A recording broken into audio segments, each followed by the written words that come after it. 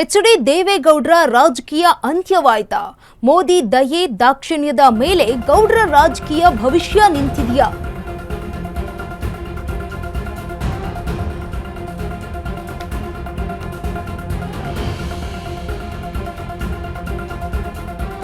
ದೇವೇಗೌಡರ ನಿವೃತ್ತಿ ಸುಳಿವು ಕೊಟ್ರ ಕುಮಾರಸ್ವಾಮಿ ಅವರು. ದೇವೇಗೌಡರ ನಿವೃತ್ತಿ ಸುಳಿವು ಕೊಟ್ರ ಎಚ್.ಡಿ.ಕೆ. ಜೆಡಿಎಸ್ ಬಳಿ ಕೇವಲ 18 ಶಾಸಕರ ಬಲ ಇದೆ. ದೇವೇಗೌಡರ ಮರು ಆಯ್ಕೆ ಬಯಸುವುದು ಸೂಕ್ತವಲ್ಲ ಅಂತ ಹೇಳಿದ್ದಾರೆ ಎಚ್.ಡಿ.ಕೆ. ಅವರು.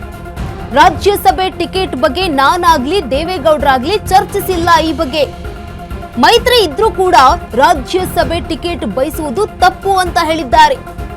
ಬಿಜೆಪಿಯಲ್ಲೂ ಸಾಲು ಸಾಲು ಆಕಾಂಕ್ಷಿಗಳಿದ್ದಾರೆ. ಅವರ ಬದಲು ದೇವೇಗೌಡರಿಗೆ ಟಿಕೆಟ್ ಕೇಳುವುದು ತಪ್ಪಾಗುತ್ತೆ ಅಂತ ಎಚ್.ಡಿ.ಕೆ. ಅವರು ಹೇಳಿರುವಂತದ್ದು. ಬಿಜೆಪಿಯವರೇ ಈ ಬಗ್ಗೆ ನಿರ್ಧಾರ ಮಾಡಬೇಕು ಅಂತ ಹೇಳಿದ್ದಾರೆ. ಕುತೂಹಲಕಾರಿ ಹೇಳಿಕೆಯನ್ನ ಕೊಟ್ಟಿದ್ದಾರೆ ಕೇಂದ್ರ ಸಚಿವ ಎಚ್.ಡಿ. ಕುಮಾರಸ್ವಾಮಿ ಅವರು. ಎಚ್.ಡಿ. ದೇವೇಗೌಡರ ರಾಜಕೀಯ ಅಂತ್ಯವಾಯ್ತಾ? ಮೋದಿ ದಯೆ ದಾಕ್ಷಿಣ್ಯದ ಮೇಲೆ ರಾಜಕೀಯ ಭವಿಷ್ಯ ನಿರ್ಧಾರ ಆಗುತ್ತಾ? ದೇವೇಗೌಡರ ರಾಜಕೀಯ ಭವಿಷ್ಯ. ದೇವೇಗೌಡರ ನಿವೃತ್ತಿಯನ್ನ ಸುಳಿವು ಕೊಟ್ಟಿದ್ದಾರೆ ಕುಮಾರಸ್ವಾಮಿ ಅವರು. ಸುಳಿವೇನಾದ್ರೂ ಇದೆಯಾ ಅನ್ನುವಂತಹ ಪ್ರಶ್ನೆ ಈಗ. ಜೆಡಿಎಸ್ ಬಳಿ ಕೇವಲ 18 ಶಾಸಕರ ಬಲ ಇದೆ. ದೇವೇಗೌಡರ ಮರು ಆಯ್ಕೆ ಬಯಸುವುದು ಸೂಕ್ತ ಅಲ್ಲ ಅಂತ ಹೇಳಿದ್ದಾರೆ ಎಚ್.ಡಿ.ಕೆ. ರಾಜ್ಯಸಭೆ ಟಿಕೆಟ್ ಬಗ್ಗೆ ನಾನಾಗ್ಲಿ ಅಥವಾ ದೇವೇಗೌಡರಾಗ್ಲಿ ಚರ್ಚಿಸಿಲ್ಲ. ಮೈತ್ರಿ ಇದ್ರೂ ಕೂಡ ರಾಜ್ಯಸಭೆ ಟಿಕೆಟ್ ಬಯಸುವುದು ತಪ್ಪು ಅಂತ ಹೇಳಿದ್ದಾರೆ.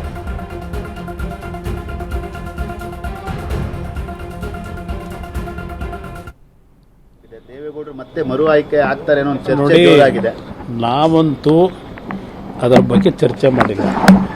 ದೇವೇಗೌಡರನ್ನು ಯಾರ ಹತ್ರನೂ ಚರ್ಚೆ ಮಾಡೋಕ್ಕೂ ಹೋಗಿಲ್ಲ. ಮಾಧ್ಯಮದಲ್ಲಿ ಬರ್ತಿರ್ತಕ್ಕಂಥ ಸುದ್ದಿ ನೋಡ್ತಾ ಇದೀವಿ ಅಷ್ಟೇ. ಅದು ಹೊರತುಪಡಿಸಿ ನಮ್ಮ ಗಮನದಲ್ಲಿ ಅದು ಯಾವುದೂ ಇಲ್ಲ. ಸರ್, ಅವಕಾಶ ಕೊಟ್ಟರೆ ದೇವೇಗೌಡರು ಹೋಗ್ತಾರೆ ಮತ್ತೆ? ಅಲ್ಲ, ಅದು ಅವ್ರಿಗೆ ಸೇರಿದ್ದು. ಈಗಾದ್ರೆ ಅವರು 63 ಜನ ಇದ್ದಾರೆ. ಅವ್ರ ಪಕ್ಷದಲ್ಲೂ ಹಲವಾರು ಸಮಸ್ಯೆಗಳಿರ್ತವೆ. ನಾನು ಆ ಹಿನ್ನೆಲೆ ಒಳಗೆ ನಾನು ಯಾಕೆ ಚರ್ಚೆ ಮಾಡಲಿ ಆ ವಿಷಯದಲ್ಲಿ? ದೇವೇಗೌಡರು ತಾನೇ ಯಾಕೆ ಚರ್ಚೆ ಮಾಡ್ತಾರೆ?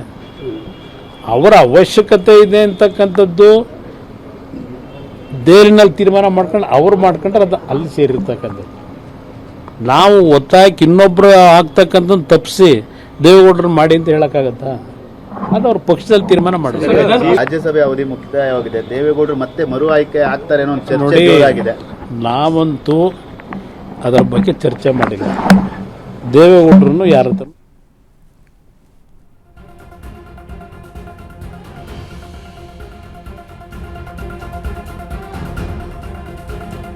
ಇತ್ತ ಮಾಜಿ ಸಿಎಂ ಸದಾನಂದ ಗೌಡ್ರಿಗೆ ಲಕ್ ಕುಲಾಯಿಸುತ್ತಾ? ರಾಜ್ಯಸಭೆಗೆ ಆಯ್ಕೆ ಆಗ್ತಾರಾ ಡಿ.ವಿ. ಸದಾನಂದ ಗೌಡ?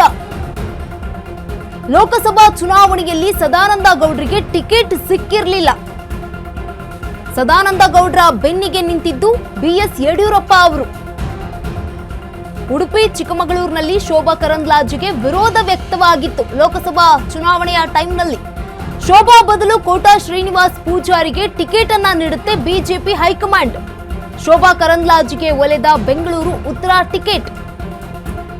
ಸದಾನಂದ ಗೌಡಗೆ ರಾಜ್ಯಸಭೆ ಟಿಕೆಟ್ ಆಫರ್ ಅನ್ನ ಮಾಡಿದ್ರು ಬಿ.ಎಸ್. ಯಡಿಯೂರಪ್ಪ ಅವರು. ಈಗ ಮಾತನ್ನ ಉಳಿಸ್ಕೊಳ್ತಾರಾ ಬಿ.ಎಸ್. ಯಡಿಯೂರಪ್ಪ? ಪ್ರಶ್ನೆ ಆಗಿರುವಂಥದ್ದು. ಸದಾನಂದ ಗೌಡ್ರನ್ನ ರಾಜ್ಯಸಭೆಗೆ ಕಳುಹಿಸಲು ಒಪ್ಪುತ್ತಾ ಹೈಕಮಾಂಡ್?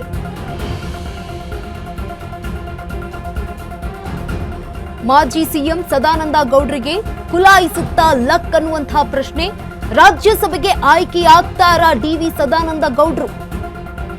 ಲೋಕಸಭಾ ಚುನಾವಣೆಯಲ್ಲಿ ಸದಾನಂದ ಗೌಡ್ರಿಗೆ ಟಿಕೆಟ್ ಸಿಕ್ಕಿರಲಿಲ್ಲ. ಹಿನ್ನಡೆಯಾಗಿತ್ತು. ಸದಾನಂದ ಗೌಡ್ರ ಬೆನ್ನಿಗೆ ನಿಂತಿದ್ದು ಬಿ.ಎಸ್. ಯಡಿಯೂರಪ್ಪ ಅವರು. ಆಗ ಆ ಟೈಮ್ನಲ್ಲಿ ಉಡುಪಿ ಚಿಕ್ಕಮಗಳೂರಿನಲ್ಲಿ ಶೋಭಾ ಕರಂದ್ಲಾಜೆಗೆ ತೀವ್ರ ವಿರೋಧ ವ್ಯಕ್ತವಾಗಿತ್ತು. ಶೋಭಾ ಬದಲು ಕೋಟಾ ಶ್ರೀನಿವಾಸ್ ಪೂಜಾರಿ ಅವರಿಗೆ ಆಗ ಬಿಜೆಪಿಯಿಂದ ಟಿಕೆಟ್ ಸಿಕ್ಕಿರುತ್ತೆ. ಲೋಕಸಭಾ ಚುನಾವಣೆಯಲ್ಲಿ ಶೋಭಾ ಕರಂದ್ಲಾಜೆಗೆ ಬೆಂಗಳೂರು ಉತ್ತರ ಟಿಕೆಟ್ ಸಿಕ್ಕಿರುತ್ತೆ. ಸದಾನಂದ ಗೌಡಗೆ ಈಗ ರಾಜ್ಯಸಭೆಗೆ ಟಿಕೆಟ್ ಆಫರ್ ಮಾಡಿದ್ರು ಆಗ BS ಯಡಿಯೂರಪ್ಪ ಅವರು. ಈಗ ಆ ಮಾತನ್ನ ಉಳಿಸ್ಕೊಳ್ತಾರ BS ಯಡಿಯೂರಪ್ಪ ಅವರು? ಸದಾನಂದ ಗೌಡ್ರನ್ನ ಉಳಿಸಿಕೊಳ್ತಾರ, ರಾಜ್ಯಸಭೆಗೆ ಕಳಿಸ್ತಾರ?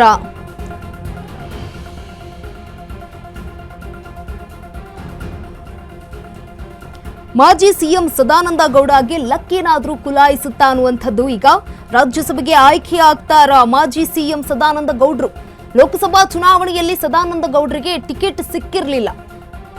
ಆ ಹಿನ್ನೆಲೆಯಲ್ಲಿ ಆಗ ಅವರು ಬೆನ್ನಿಗೆ ನಿಂತಿದ್ದು BS ಯಡಿಯೂರಪ್ಪ ಅವರು ಬೆನ್ನಿಗೆ ನಿಂತಿರ್ತಾರೆ. ರಾಜ್ಯಸಭೆಗೆ ನಾನು ನಿಮ್ಮನ್ನ ಕಳಿಸ್ತೀನಿ ಅಂತ ಮಾತನ್ನ ಕೊಟ್ಟಿರ್ತಾರೆ. ಆ ಮಾತನ್ನ ಉಳಿಸ್ಕೊಳ್ತಾರ ಮುಂದಿನ ದಿನಗಳಲ್ಲಿ? ಅಂದ್ರೆ ಈಗಾಗಲೇ HDK ಅವರು ಹೇಳ್ತಾ ಇದ್ದಾರೆ, ಈಗ ಆಯ್ಕೆ ಸೂಕ್ತ ಅಲ್ಲ, ನಾವು ದೇವೇಗೌಡರ ಪರವಾಗಿ ಟಿಕೆಟ್ ಕೇಳಿಲ್ಲ, ನಾನಾಗ್ಲಿ ದೇವೇಗೌಡರಾಗ್ಲಿ ಎಲ್ಲೂ ಕೂಡ ಚರ್ಚೆ ಮಾಡಿಲ್ಲ ಅಂತ ಅವ್ರು ಹೇಳಿದ್ದಾರೆ.